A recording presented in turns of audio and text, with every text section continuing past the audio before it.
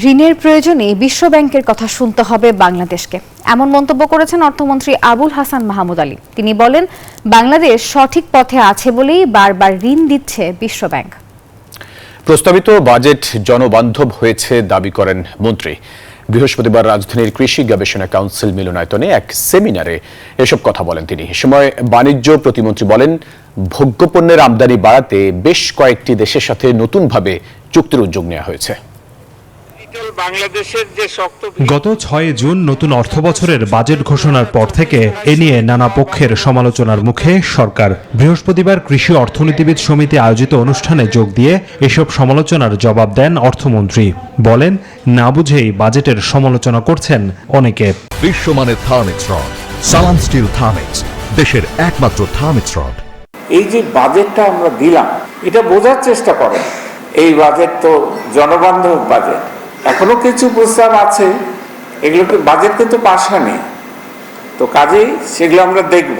এ সময় অর্থমন্ত্রী বলেন, বাংলাদেশ ঠিক পথে রয়েছে বলেই বিশ্বব্যাংক থেকে বারবার পাওয়া যাচ্ছে ঋণ। জানান, টাকার প্রয়োজনে বিশ্বব্যাংকের কথা শুনছে সরকার। আমাদেরকে বিশ্বব্যাংক আবার ঋণ দিচ্ছে, দিয়েছে, না আপনারা বলছেন যে দেয়নি। আমার তো টাকা লাগবে বিশ্বব্যাংকে, কাজেই বিশ্বব্যাংকের কথা শুনতে হবে। খালি বলে দিলে তো হলো না যে বিশ্বব্যাংকের কথা মতো চলছে, তা আপনি চালান না, আপনি দেন টাকা। এ সময় মূল্যস্ফীতি নিয়ন্ত্রণে ভোগ্যপণ্যের আমদানি স্বাভাবিক রাখতে বাণিজ্য মন্ত্রণালয়কে পরামর্শ দেন সাবেক পরিকল্পনা মন্ত্রী শামসুল আলম। জবাবে আমদানি বাড়াতে রাশিয়া, ভারত সহ বেশ কয়েকটি দেশের সাথে নতুনভাবে চুক্তির উদ্যোগের কথা জানান বাণিজ্য প্রতিমন্ত্রী।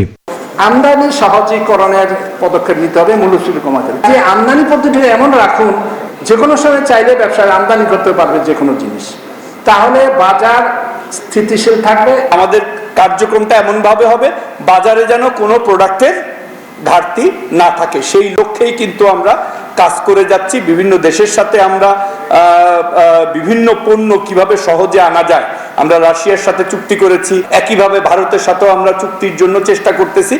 নতুন অর্থবছরের শুরু থেকে সারা দেশে 10,000 ডিলারের মাধ্যমে স্থায়ী দোকানে টিসিবির পণ্য বিক্রি করা হবে বলেও জানান প্রতিমন্ত্রী।